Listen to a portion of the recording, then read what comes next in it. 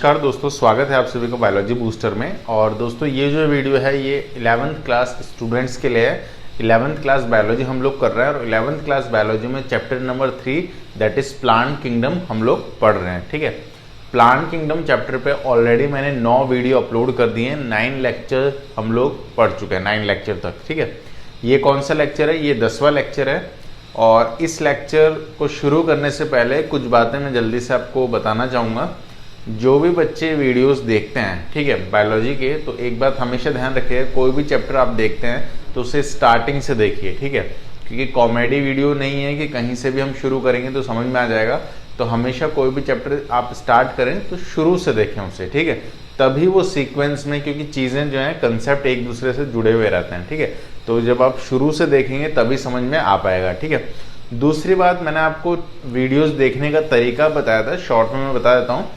Video को, कोई भी लेक्चर को हमेशा 2 बार देखें। ठीक है, सबसे पहले जब आप उसे देखें तो कॉपी पेन साइड में रख दें, बस आप उसे एंजॉय करें। जैसे हम किसी मूवी को एंजॉय करते हैं उसी तरीके से मैं क्या समझा रहा हूँ, क्या कंसेप्ट है, क्या चीज़ें मैंने लिखी हुई हैं बोर्ड पे, सारी चीज़ों को समझने की कोशिश करें। ठीक है, बस यही ध्यान में रखें।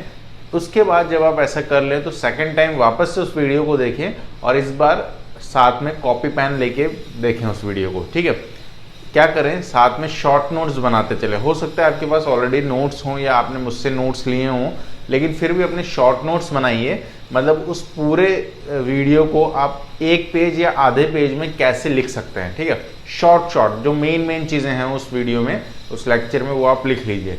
इससे क्या होता है दोस्तों, ये जब आप रिवीजन करेंगे ना तब आपको हेल्प करेगा। ठीक है, क्लियर है बात? तो इस तरीके से आपको वीडियो देखना है।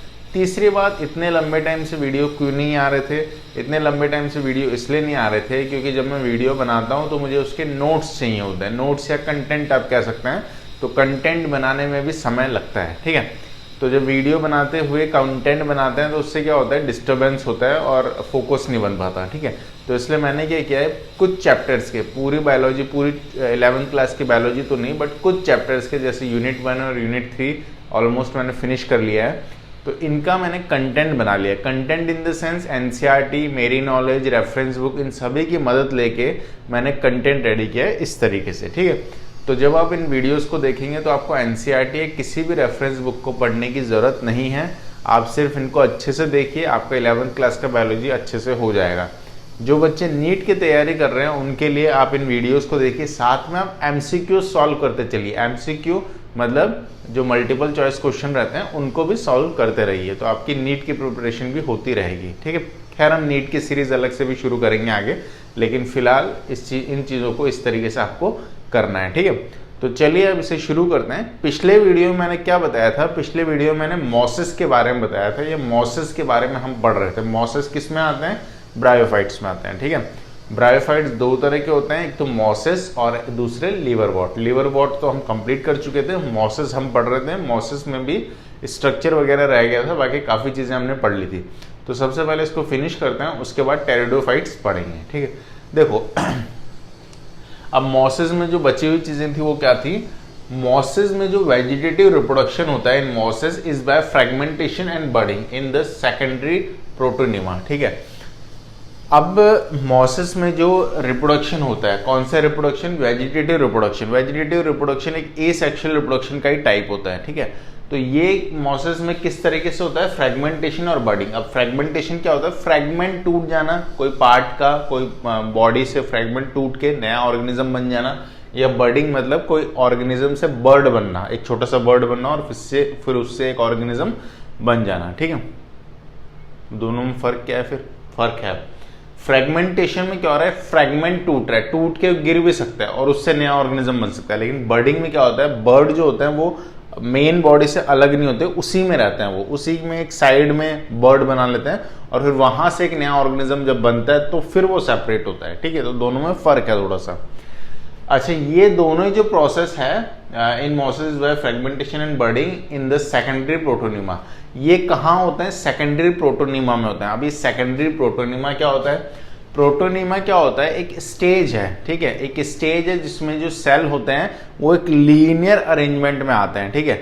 मतलब इस तरीके से अगर सेल अपन अरेंज करें, ये एक सेल, दूसरा सेल, तीसरा सेल, चौथा सेल, ठीक है, तो ये क्या हो गया, एक लाइन सा बना रहे हैं, एक इस तरीके से एक लाइन सा एक अरेंजमेंट बना रहे हैं, और इसी अरेंजमेंट को हम कहते हैं प्रोटोनीमा, ठीक है। तो ये किसमें होता है, मॉसेस की एक स्टेज होती है जिसमें वो लीनियर अरेंजमेंट बना लेते हैं सेल का, उसी को हम प्रोटोनीमा कहते हैं। तो इस प्रोटोनीमा स्टेज में क्या हो रहा है, फ्रेगमेंटेशन और बडिंग हो रहा है, जो कि एक टाइप है वेजिटेटिव रिप्रोडक्शन का, ठीक है। क्लियर है ये बात? चलिए, सेकंड है in sexual reproduction the sex organ antheridia and archegonia are produced at the apex of the leafy shoot. देखो, अब सेक्स ऑर्गन हम पढ़ के आए थे, इसमें सेक्स ऑर्गन जो होते हैं वो होते हैं दो तरीके के, male sex organ antheridia and female sex organ एंथ्रीगोनिया। सेम जैसे ह्यूमंस में बात करें तो male sex organ testis, female sex organ ovary, ठीक है। मेल सेक्स ऑर्गन से रिलीज क्या होता है, गैमेट्स, क्या कहलाता है, मेल में स्पर्म और फीमेल में जो गैमेट रिलीज होता है उसको कहते हैं ओवम, ठीक है। तो यहाँ पे सेक्स ऑर्गन है, इनसे क्या निकल रहा है वो आगे की बात है, इनसे जो बनेंगे वो होंगे गैमेट, ठीक है। तो ये क्या है, मेल सेक्स ऑर्गन, मेल में क्या होता है एंथ्रीडिया और फीमेल में आर्किगोनियम, ठीक है। तो ये आर्किगोनियम या आर्किगोनिया, आर्किगोनिया मतलब बहुत सारे, और आर्किगोनियम NIUM मतलब एक, कभी भी याद रखना है NIUM आए लास्ट में, ठीक है। बैक्टीरिया, बैक्टीरियम, रियम IUM आए ना लास्ट में, तो उसका मतलब सिंगल होता है, ठीक है। बैक्टीरिया मतलब बहुत सारे बैक्टीरिया, बैक्टीरियम मतलब एक बैक्टीरिया, ठीक है। समझ पा रहे हैं, इस चीज को हमेशा ध्यान रखना, कभी कंफ्यूज नहीं होंगे आप, ठीक है। तो सेकेंडरी रिप्रोडक्शन जो होता है उसमें जो सेक्स ऑर्गन होते हैं एंथ्रीडिया और archegonium are produce at the apex of the leafy shoot, ठीक है। ये लीफी शूट जो होता है, ये लीफी शूट जो है लीफ का जो शूट है ना, लीफ का ये ठीक है। देखो, शूट और रूट, रूट क्या होता है ये वाला पार्ट, और शूट क्या होता है लीफ वाला पार्ट। तो लीफ वाला पार्ट जो शूट है उसका जो एपेक्स, एपेक्स मतलब टॉप, ठीक है, यहां पे कुछ प्रोड्यूस होता है इस तरीके से, ये जो प्रोड्यूस हुआ है वो क्या कहलाता है, आपका सेक्सुअल ऑर्गन्स बनते हैं, ठीक है।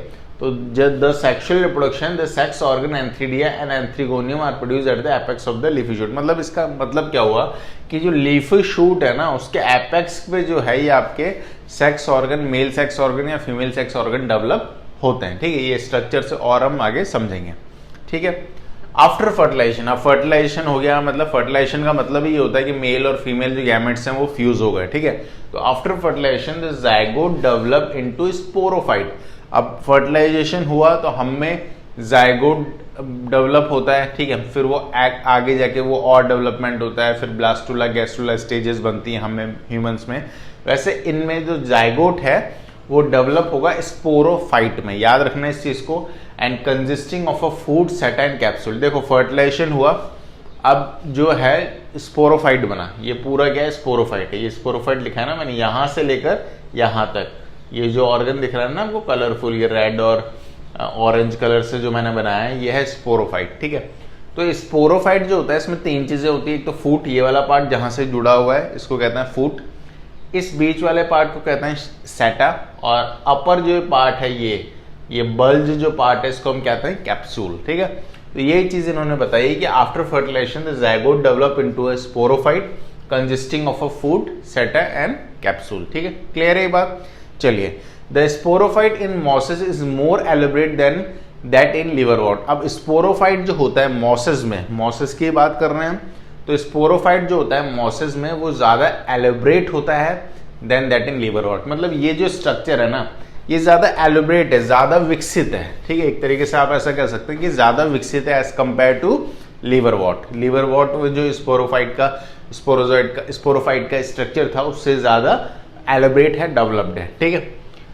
द स्पोरोफाइट इन मॉसेस, ये तो हो गया। The capsule contain spores, spores are formed after meiosis. अब ये जो कैप्सूल था, कैप्सूल किस पार्ट को कहते हैं आप, ये वाला, ये जो बल्ज पार्ट है ना, इस कैप्सूल में क्या होता है बताओ, अरे बताओ ना देखो, ये जो कैप्सूल होता है ना इसके अंदर होता है इस तरीके से स्पोर्स, ये स्पोर्स बना दिए मैंने खूबसूरत से, ठीक है। देखो, the spores in mosses is मोर, ये द कैप्सूल कंटेन स्पोर्स तो ये कैप्सूल के अंदर स्पोर्स होंगे, इस तरीके से छोटे छोटे स्पोर्स होंगे और स्पोर्स आर फॉर्म्ड। स्पोर्स कब बनते हैं? मियोसिस के बाद। ठीक है, क्लियर ये बात?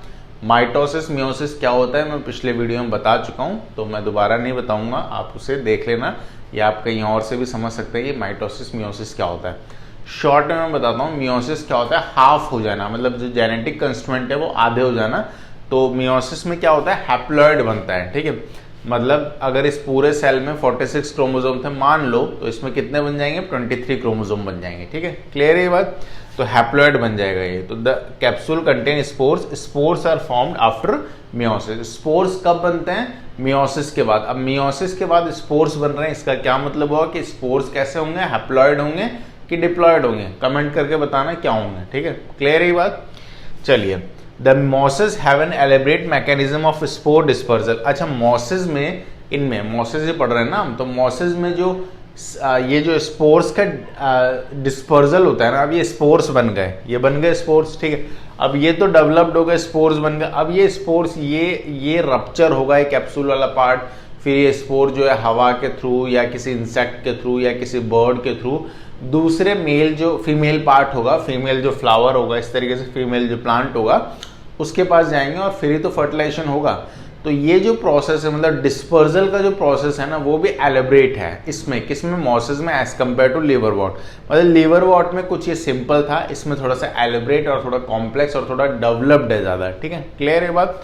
यही बात इन्होंने लिखी है कि the mosses have an elaborate mechanism of spore dispersal. ठीक है, क्लियर है बात?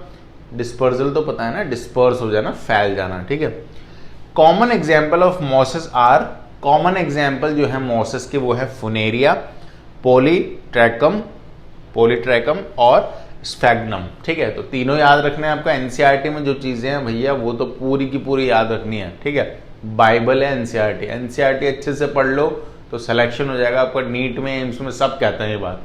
लेकिन पढ़ना कैसे वो इंपॉर्टेंट है। एनसीईआरटी को डिकोड करना सीखिए। ठीक है, डिकोड करने का मतलब होता है कि एक लाइन आप पढ़ोगे ना एनसीईआरटी के, तो उससे 10 मतलब निकल के आएंगे।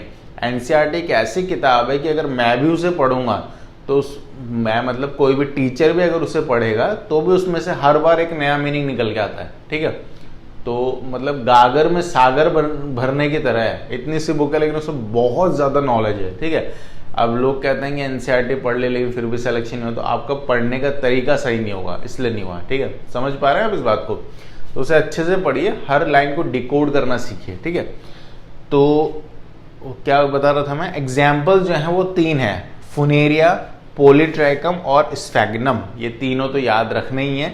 स्ट्रक्चर जो एनसीईआरटी में दिया रहता है वो याद रखना ही है। इंपॉर्टेंट या नहीं इंपॉर्टेंट वाली बात ही खत्म हो जाती है। एनसीईआरटी में दिया है तो इंपॉर्टेंट ही है। ठीक है, क्लियर है बात?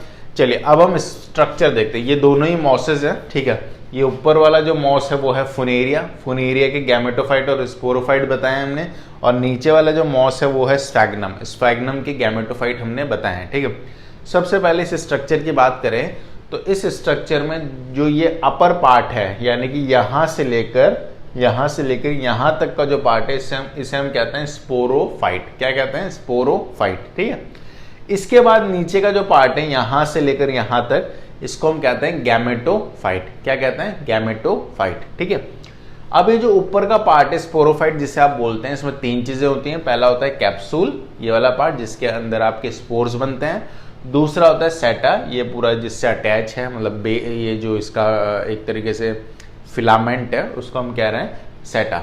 और नीचे वाला पार्ट जिससे पूरा का पूरा स्ट्रक्चर अटैच है लीव्स से, उसको हम कहते हैं क्या? फूट। ये यहाँ पे मेंशन नहीं किया मैंने, फूट कहता है उसे। ठीक है, अब इसके बाद गैमेटोफाइट की अगर हम बात करें तो गैमेटोफाइट में लीव्स होती हैं। लीव्स के अलावा ये लीव्स जिससे अटैच हैं, बेस वाला पार्ट, उसे हम कहते हैं मेन एक्सिस। और मेन एक्सिस से राइजोइड निकलती हैं। ठीक है, राइजोइड मतलब रूट वाला जो पार्ट है उसको राइजोइड कहते हैं, और राइजोइड ही सॉइल में धंसा हुआ रहता है, जिसके वजह से या जिसकी सहायता से ये जो प्लांट है न्यूट्रिशन या जो भी चीज़ें हैं पानी वगैरह सॉइल से लेता है। ठीक है, क्लियर है ये बात? तो ये मैंने आपको बताया फुनेरिया। अब दूसरा जो स्ट्रक्चर है वो है आपका स्फैग्नम। स्फैग्नम का गैमेटोफाइट हम देख रहे हैं। तो ये जो ग्रीन पार्ट है, ये पूरा स्ट्रक्चर जिससे अटैच है, इससे ब्रांचेस अटैच है। ये जो रेड मैंने बनाई है ना ब्रांचेस है, तो ये ब्रांचेस इससे अटैच है। अब इसमें भी दो तरह की ब्रांचेस हैं, एक तो रेड वाली ब्रांचेस है और एक इस तरीके से ग्रीन में ही कुछ पार्ट हट के बाहर निकल के डेवलप हुआ है, ये अलग ब्रांच है। तो ये जो रेड वाली ब्रांच है इसको हम कहते हैं एंथ्रीडियल ब्रांच। क्या कहते हैं? एंथ्रीडियल ब्रांच, ये रेड ब्रांच है इसको, ठीक है।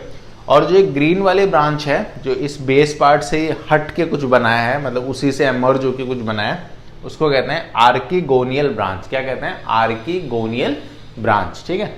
तो ये इस तरीके से स्ट्रक्चर था आपके स्फेगनम का, और यहाँ पे हमारा मॉसेस कंप्लीट होता है। अब हम क्या पढ़ेंगे? टेरिडोफाइट्स, ठीक है। क्लियर है ये बात? तो चलिए शुरू करते हैं टेरिडोफाइट्स। तो दोस्तों अब टेरिडोफाइट्स के बारे में बात करते हैं कि टेरिडोफाइट्स एक्चुअल में होते क्या है, ठीक है। टेरिडोफाइट्स क्या होते हैं? और pteridophyte is a vascular plant that disperse spores. Vascular plant मतलब जिसमें वेस्कुलर टिश्यू, वेस्कुलर टिश्यू मतलब जाइलम फ्लोएम, मतलब ये थोड़े से ज़्यादा डेवलप्ड हैं एज कम्पेयर टू ब्रायोफाइट्स और जो आपके पहले थे एल्गी वगैरह उनसे, ठीक है। थैलोफाइटा ब्रायोफाइट से थोड़े से कंपैरेटिवली ज़्यादा विकसित हैं। इनमें वेस्कुलर टिश्यूज होते हैं, जाइलम फ्लोएम होते हैं, प्रॉपर कंडक्शन ताकि हो सके वाटर का और फूड मटेरियल्स का, ठीक है। अब जाइलम फ्लोएम क्या होते हैं ये आगे समझेंगे, पर अभी आप फिलहाल ये याद रखें कि इनमें क्या होते हैं? वेस्कुलर टिश्यू होते हैं और स्पोर्स डिस्पर्जल इनमें बेटर तरीके से हो पाता है, ठीक है। तो वही चीज लिखी हुई है, द टेरिडोफाइट्स इज अ, अच्छा इसमें पी साइलेंट रहता है, पी टेरिडोफाइट मत पढ़ना इसको, ठीक है। पी साइलेंट रहता है हमेशा, तो टेरिडोफाइट्स कहते हैं। ऐसे बायोलॉजी में बहुत सारी चीजें आएंगी, जैसे सूडोपोडिया, जैसे ईसोफेगस, ठीक है। तो इसमें ईसोफेगस में ओ साइलेंट रहता है, ओसोफेगस नहीं बोलते इसको, ओ साइलेंट रहता है तो ईसोफेगस बोलते हैं। वैसे यहाँ पे पी साइलेंट है तो टेरिडोफाइट्स कहते हैं, ठीक है। तो pteridophytes is a vascular plant that disperse spores, ठीक है। Because pteridophytes produce neither flowers nor seeds, ठीक है। अच्छा ये टेरिडोफाइट जो होते हैं इनमें ना ही सीड बनती है, ना ही इनमें फ्लावर बनता है, ना ही ये फ्लावर का प्रोडक्शन करते हैं, ना ही ये सीड का प्रोडक्शन करते हैं, ठीक है। They are sometime referred to as cryptogams. कभी कभी इनको क्रिप्टोगैम्स भी कहते हैं। क्रिप्टोगैम्स मतलब ऐसे प्लांट जिनमें फ्लावर सीड वगैरह नहीं बनती हो, उन्हें क्रिप्टोगैम्स कहते हैं, ठीक है। Meaning that their means of reproduction is hidden. इनके मीन ऑफ रिप्रोडक्शन जो रहता है वो हिडन रहता है, मतलब इनका रिप्रोडक्शन हिडन कैसे है? क्योंकि इनमें सीड का फॉर्मेशन नहीं है, तो पता नहीं पड़ रहा हमें कि रिप्रोडक्शन हो भी रहा है कि नहीं बन रहा। फ्लावर का रिप्रोडक्शन नहीं हो रहा है तो हमें पता नहीं पड़ पा रहा है कि रिप्रोडक्शन हुआ भी है कि नहीं हुआ। तो रिप्रोडक्शन जो है इनमें हिडन है। अब रिप्रोडक्शन हिडन है इसका क्या मतलब हुआ कि इनमें जो है एक तरीके से इनको क्रिप्टोगैम्स इसीलिए कहा जाता है क्योंकि इनमें रिप्रोडक्शन का जो चीज है वो हिडन रहता है, इनमें सीड्स और फ्लावर्स का फॉर्मेशन या प्रोडक्शन नहीं होता है, ठीक है। क्लियर है ये बात? Ferns, horsetail and lycophytes are the are pteridophytes. Pteridophytes के एग्जांपल हैं। फर्न्स पता होगा आपको, ऐसे पत्तियां रहती हैं, ऐसे ऐसे छितरी हुई पत्तियां रहती हैं इसमें। हॉर्सटेल क्या होता है? जैसे हॉर्स की टेल यानी कि जो घोड़े की पूंछ होती है उसी तरीके से इनका स्ट्रक्चर रहता है, इस प्लांट का स्ट्रक्चर रहता है, इसलिए इसको हॉर्सटेल कहते हैं, ठीक है। और लाइकोफाइट्स जो होते हैं, लाइकोफाइट्स भी प्लांट होते हैं, ठीक है। जैसे बालियां होती है ना आपके गेहूं की बाली, गेहूं की तो नहीं, जैसे मक्का देखा होगा, मक्के में आप देखते होंगे ऐसे इस टाइप से नहीं आता, इस टाइप से डेवलपमेंट रहता है ना उनका, इस टाइप से, ठीक है। तो इस तरीके से रहता है कुछ लाइकोफाइट्स में, और इसको आप गूगल पे देखना इनकी इमेजेस फर्न, हॉर्सटेल और लाइकोफाइट्स की, ठीक है। खैर आगे स्ट्रक्चर जब बताऊंगा तब मैं बताऊंगा, लेकिन फिर भी आप अपने मतलब क्यूरियोसिटी हो किसी में तो गूगल पे भी देख सकता है, ठीक है। तो फर्न्स, हॉर्सटेल और लाइकोफाइट जो हैं ये सभी के सब क्या हैं? टेरिडोफाइट्स हैं। Pteridophytes are used for medicinal purpose. Medicinal purposes यानी कि कोई मेडिसिन के तौर पे भी इनको इस्तेमाल किया जाता है टेरिडोफाइट्स को। And soil binders, soil binders मतलब सॉइल इरोजन को रोकने के लिए सॉइल को पकड़ लेते हैं ये। मतलब कहीं पे आपको सॉइल इरोजन ज्यादा हो रहा है तो टेरिडोफाइट्स खूब सारे लगा दो, तो उससे क्या होगा? सॉइल को पकड़ लेगा। तो जब बारिश होगी बहुत ज्यादा या बहुत ज्यादा पानी का बहाव होगा तो सॉइल जो है बह के नहीं जाएगी, ठीक है। तो अच्छे हैं ये एक तरीके से जो आपके सॉइल इरोजन होता है उसको रोकने के लिए, ठीक है। क्या सॉइल बाइंडर्स होते हैं? कौन? Pteridophytes. They are also frequently grown as ornamentals. Ornamentals मतलब जो सजाने के काम में आए, ठीक। ऑर्नामेंट्स जैसे हम पहनते हैं ना, सोने चांदी की चीजें हम पहन लेते हैं अच्छा दिखने के लिए, ठीक है। तो सजावटी चीजें, तो सजावटी प्लांट हैं ये, मतलब इनको खूबसूरत लगते हैं, दिखने में अच्छे होते हैं ये, इसलिए इनको गार्डन्स वगैरह में, लोग घर वगैरह में पॉट वगैरह में भी लगाना पसंद करते हैं क्योंकि ये काफ़ी खूबसूरत दिखते हैं। तो ये ऑर्नामेंटल्स हैं, इसलिए इनको ग्रोन किया जाता है एज ए ऑर्नामेंटल प्लांट भी। ठीक है, क्लियर है ये बात। इवोल्यूशनरी मतलब इवोल्यूशन जो हुआ, क्रमिक विकास जो हुआ, they are the first terrestrial plants. ठीक है, ये ऐसे पहले टेरेस्ट्रियल प्लांट है to possess vascular tissue xylem और फ्लोएम। देखो इवोल्यूशन के दौरान, इवोल्यूशनरी अगर हम एक बात कहें तो ये पहले ऐसे टेरेस्ट्रियल प्लांट है। टेरेस्ट्रियल मतलब होता है जमीन पे रहने वाले प्लांट, एक्वेटिक प्लांट नहीं है, ये पानी में नहीं पाए जाते ये। ठीक है, टेरेस्ट्रियल प्लांट है मतलब जमीन पे पाए जाएंगे। तो इवोल्यूशनरी ये पहले ऐसे जमीन पे रहने वाले प्लांट हैं जिनमें वेस्कुलर टिश्यूज होते हैं। वेस्कुलर टिश्यू मतलब पहले, ऐसे तो बहुत सारे हैं जिनमें वेस्कुलर टिश्यू होते हैं, लेकिन ऐसा माना जाता है कि ये पहले टेरेस्ट्रियल प्लांट्स थे जिनमें वेस्कुलर टिश्यू थे। वेस्कुलर टिश्यू मतलब जाइलम और फ्लोएम। जाइलम फ्लोएम क्या होता है, जैसे हम में नसें होती हैं, आर्टरीज और वेन्स, खून को ले जाने के लिए, ऑक्सीजनेटेड ब्लड को ले जाने वाली कौन सी नस होती है, बताओ। ऑक्सीजनेटेड ब्लड को ले जाने वाली होती है आर्टरीज, और वेन्स लेती है डीऑक्सीनेटेड ब्लड को ले जाती है। ठीक है, तो वैसे ही जैसे हमें अलग अलग टाइप के ब्लड को, या अलग अलग O2 वाला ब्लड या CO2 वाले ब्लड को ले जाने के लिए अलग अलग नसें होती हैं। ये सब चीज़ें डिटेल में पढ़ेंगे हम हार्ट वाले चैप्टर में। फिलहाल ये याद रखें, जैसे हमें डिफरेंट ट्यूब्स हैं अलग अलग चीज़ों को ले जाने के लिए, वैसे प्लांट में भी डिफरेंट ट्यूब्स हैं अलग अलग चीज़ों को ले जाने के लिए। क्योंकि सिंपल सी बात है, ये तो छोटे प्लांट है, कहीं बड़े प्लांट होते हैं जो 100-100 मीटर के प्लांट होते हैं। ठीक है, तो जमीन में आपने पानी दिया तो पानी इतना ऊपर कैसे जाएगा, ऊपर जो लीफ है उसको भी तो पानी चाहिए ना जिंदा रहने के लिए। और सिंपल सी बात है, खाना तो ऊपर बन रहा है फोटोसिंथेसिस से लीफ वगैरह में, लेकिन जड़ों में जो सेल्स हैं उनको भी तो खाना चाहिए जिंदा रहने के लिए। तो ये ट्रांसपोर्टेशन ऊपर से नीचे और नीचे से ऊपर कैसे होता है, ये अलग अलग ट्यूब्स के थ्रू होता है, और इन ट्यूब्स को ही कहते हैं जाइलम और फ्लोएम। अब ध्यान रखने वाली बात यह है कि जाइलम और फ्लोएम में से एक लेके जाता है खाना यानी कि फूड, ग्लूकोज, और दूसरा लेके जाता है क्या, पानी। ठीक है, तो कौन सा पानी लेके जाता है, कौन सा खाना लेके जाता है, इसमें हमेशा कंफ्यूजन रहता है। इसको याद करने का एक ट्रिक मैं आपको बताता हूँ। ये देखो, ज से जल और ज से जाइलम, तो जल यानी कि पानी कौन लेके जाता है, जाइलम। जाइलम याद कर लो, फ्लोएम, फ से फूड, फ से फ्लोएम। ठीक है, क्लियर ये बात। तो ये लेके जाता है फूड को, फ से फूड खाने को, और ये क्या लेके जाते हैं ज से जाइलम यानी कि जल को। ठीक है, क्लियर ये बात। ऐसे आप याद रखेंगे तो कभी भी आप कंफ्यूज नहीं होंगे। ठीक है, चलिए आगे बढ़ते हैं। The pteridophytes are found in cold, damp and shady places, though some may flourish well in sandy soil condition. देखो ज्यादातर टेरिडोफाइट जो है वो ठंडी जगहों पे मिलता है, ठंडी जगह, छायादार जगह। ठीक है, छायादार जो जगह होती है ज़्यादातर ठंडी होती हैं, तो ठंडी जगह, छायादार जगह, या डैम्प मतलब दलदली जगहों पे ज़्यादातर टेरिडोफाइट्स मिलते हैं। लेकिन कभी कभी ये सैंड सॉइल में पाए जाते हैं। सैंड सॉइल मतलब दलदली जो ज़मीन होती है ना, सैंड सॉइल मतलब जो रेतीली जो ज़मीन होती है, वहाँ भी कभी कभी ये पाए जाते हैं। लेकिन ज़्यादातर ये कहाँ पाए जाते हैं, कूल, डैम्प, शैडी प्लेसेस में। ठीक है, क्लियर है ये बात। तो इनका हैबिटेट हो गया। The pteridophyte, the main plant body is a sporophyte. देखो टेरिडोफाइट में जो मेन प्लांट की बॉडी होती है उसको हम क्या कहते हैं, स्पोरोफाइट कहते हैं। और which is differentiated into true roots, stem, leaves. जो डिफरेंशिएट होती है मतलब अलग अलग पार्ट्स में डेवलप होती है, किसमें, ट्रू रूट्स में। रूट्स बनती है उससे स्टेम बनता है, उससे लीव्स बनता है। सिंपल सी बात है, टेरिडोफाइट्स में जो मेन प्लांट बॉडी होती है उसको स्पोरोफाइट कहते हैं, और उस स्पोरोफाइट से आगे जाके ट्रू रूट्स बनती है, स्टेम बनती है और लीव्स बनती है। ठीक है, क्लियर ये बात। एक एक चीज याद रखना, क्लियर रखना कंसेप्ट। ठीक है, चलिए आगे बढ़ते हैं। These organ possess well differentiated vascular tissue. और ये जो ऑर्गन्स रहते हैं, कौन, लीव्स हो गया, रूट्स हो गया, इनमें ऑब्वियस सी बात है वेल डेवलप्ड वेस्कुलर टिश्यूज होंगे। वेस्कुलर टिश्यू बोले तो जाइलम, फ्लोएम, ताकि इजी ट्रांसपोर्टेशन हो पाए ऑक्सीजन, ये ग्लूकोज का, वाटर का, इन चीजों का, तभी तो प्लांट जिंदा रह पाएगा। ठीक है, क्लियर है ये बात।